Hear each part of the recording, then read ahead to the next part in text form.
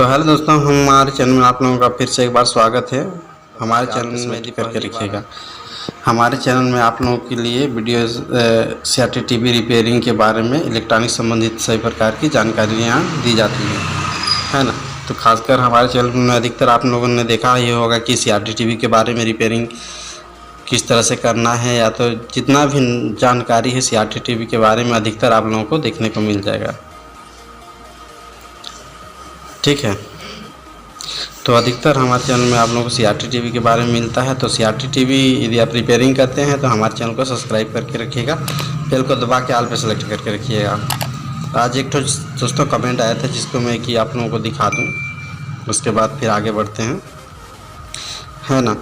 तो आप देख सकते हैं, चलिए स्टार्ट करते हैं। ये देखिए यहाँ पे सर नमस्ते। ये वाला मेरा किट है ना, जब टीवी में मैंने लगाया तो टीवी रिपेयरिंग से आया था। जब मैंने ऑन किया तो जैसे टिक टिक टिक आवाज आ रहा था। तो मैंने मल्टीमीटर से सभी चेक किया, सभी सही था। फिर भी मैं ये आउटपुट ट्रांजिस्टर बदल के देखा, फिर भी टिक टिक आवाज आ रहा था। एसटी भी बदल के देख लिया, फिर भी टिक टिक आवाज आ रहा था। तो मैंने क्या किया, ये स्टिंग आ रहा है ना, स्टिंग ये मैंने स्टिंग निकाल दिया और आउटपुट ट्रांजिस्टर लगा दिया, तो टीवी ऑन हो गया। इसका कारण क्या होता है पता नहीं चला। स्टिंग लगाता हूँ तो टिक टिक आवाज आ रहा है, और स्टिंग निकाल देता हूँ तो टीवी चालू हो जाता है। इसका कारण क्या है?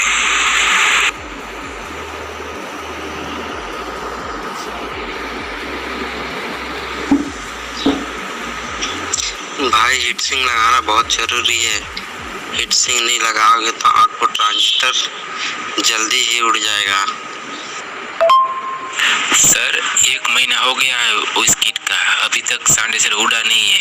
आपको बताना चाहता था कि स्टिंग में लगाता था तो आवाज में टीवी में टिक टिक आवाज आ रहा था। स्टिंग निकाल दिया तो बंद हो गया और टीवी मेरा ऑन हो गया। अभी तक 1 महीना हो गया है, टीवी चल रहा है।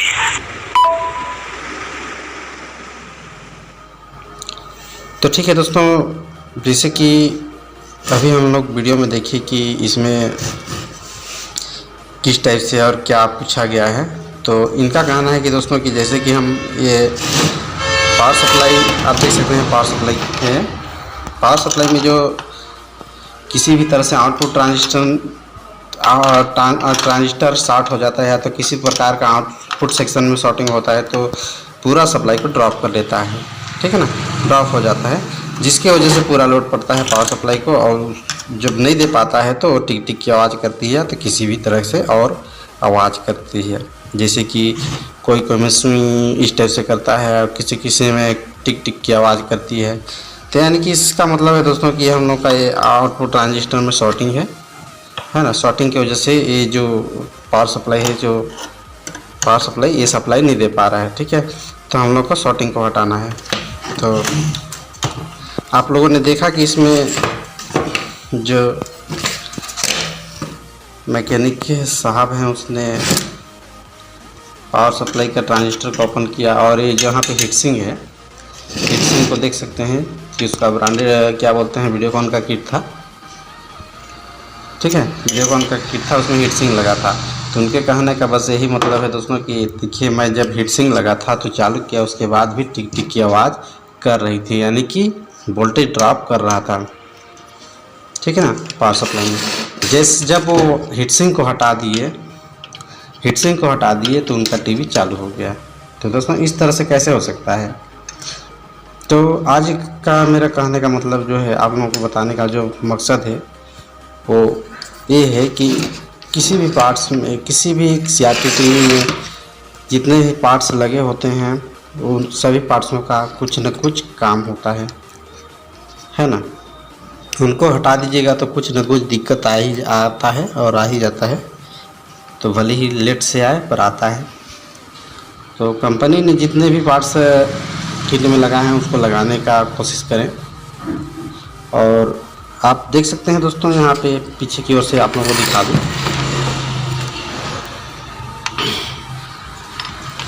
ये थोड़ा सा लाइट का रोशनी कम है दोस्तों, तो थोड़ा बढ़ा लेते हैं, ठीक है। तो यहाँ पे दोस्तों सप्लाई जो गया है, सप्लाई गया है और यह शॉर्टिंग है।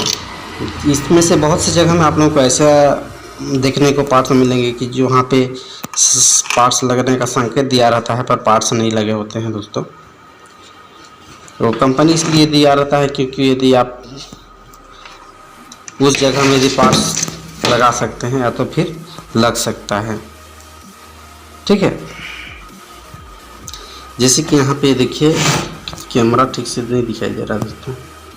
तो कहने का मतलब ये है कि जितने भी पार्ट्स लगे रहते हैं दोस्तों CRT TV में, वो सभी पार्ट्सों का रहना ज़रूरी है ना।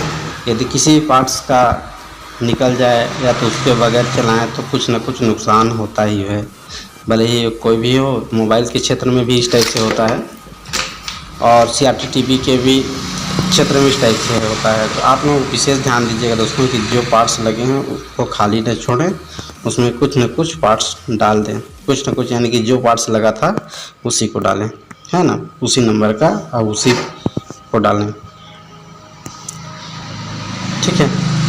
और ये हीट सिंक कहने का मतलब है दोस्तों कि आप लोगों को बस इतना समझ में आना चाहिए कि कौन सा पार्ट्स क्यों लगा हुआ है और कौन सा सेक्शन का क्या काम है।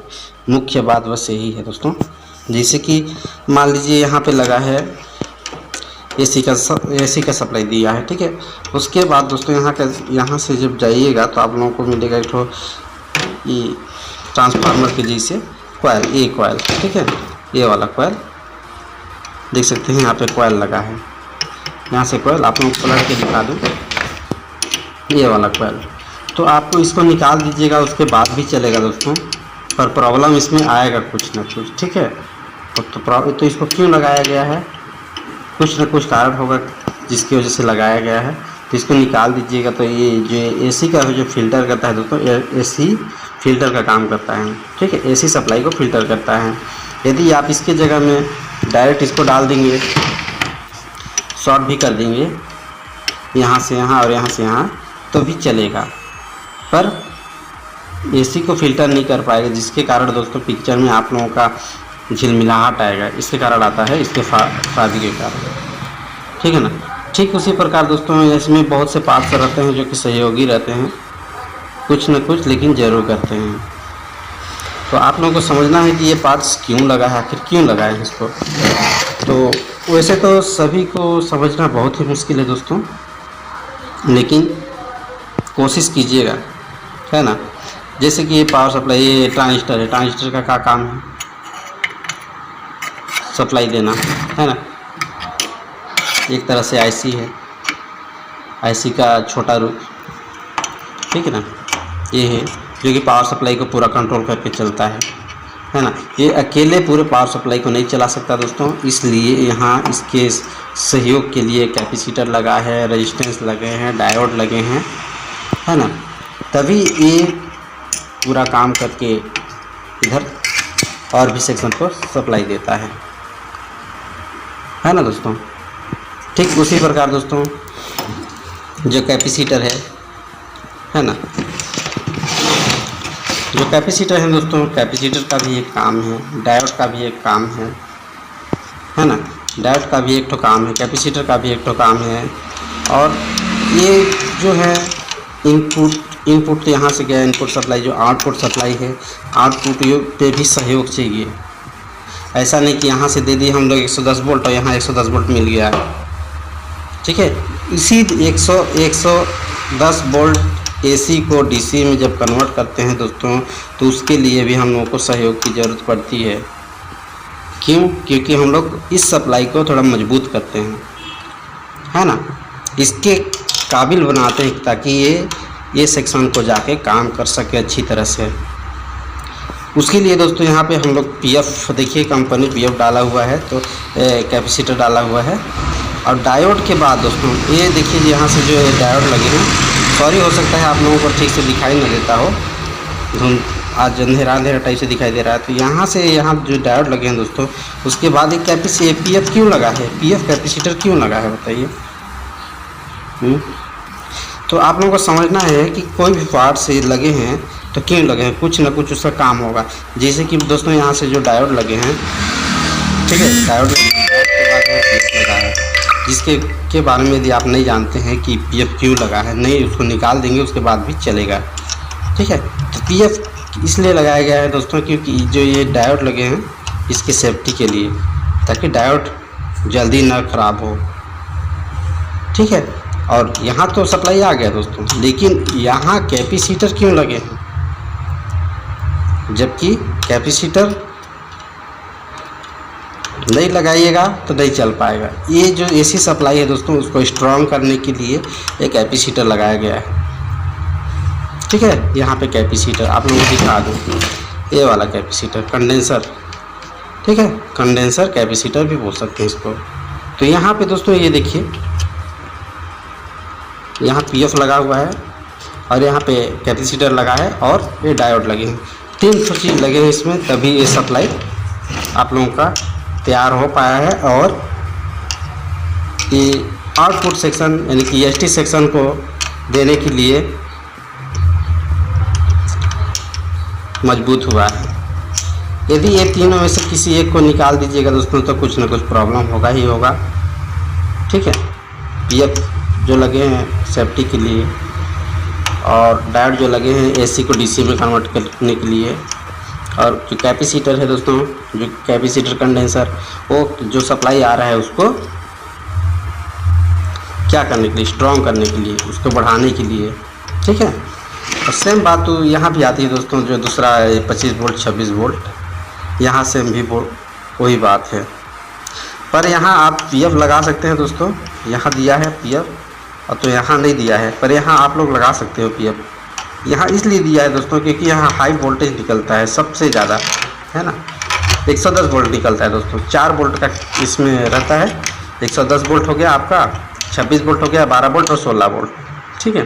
तो सबसे ज़्यादा हाई वोल्ट यहाँ लगता है दोस्तों, इस निकलता है 110 में, इसलिए यहाँ पे कंपनी ने पीएफ डाल दिया है, ठीक।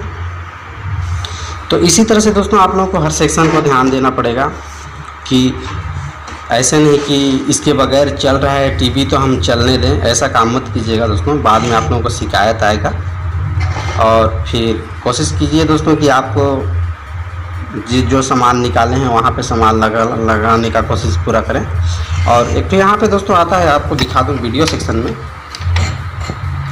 है ना, वीडियो सेक्शन में जो एक तो जीनर डायोड लगा रहता है दोस्तों, डायोड जिसके शॉर्टिंग की वजह से आपका पिक्चर नहीं आता है, ठीक है ना। वो डायोड को भी हटा दीजिएगा तो आप कोई प्रॉब्लम नहीं होगा, पिक्चर दिखाई देगा, पर आपको लगेगा उस टाइप से। लेकिन वो भी देखिए दोस्तों वीडियो के सेफ्टी के लिए दिया रहता है, ताकि वीडियो सेक्शन में कोई प्रॉब्लम ना आए। यदि इनपुट करते हैं तो ये आईसी को ना उड़ाए, ठीक है ना। इसमें जब इनपुट किया जाता है दोस्तों वीडियो, तो मान लीजिए हाई करंट आ गया तो वीडियो की जगह में कुछ, आजकल तो जानते हैं कोई भी मैकेनिक कस्टमर जो रहता है कि इसमें वीडियो नहीं आ रहा है तो लीड को चेंज करो रे, इधर से उधर उधर से उधर करते रहते हैं, जिसकी वजह से वो जो डायोड रहते हैं वो बचा लेते हैं और ये आईसी को उड़ने से बचा लेते हैं, जबकि डायोड कभी कभी ख़राब भी हो जाता है,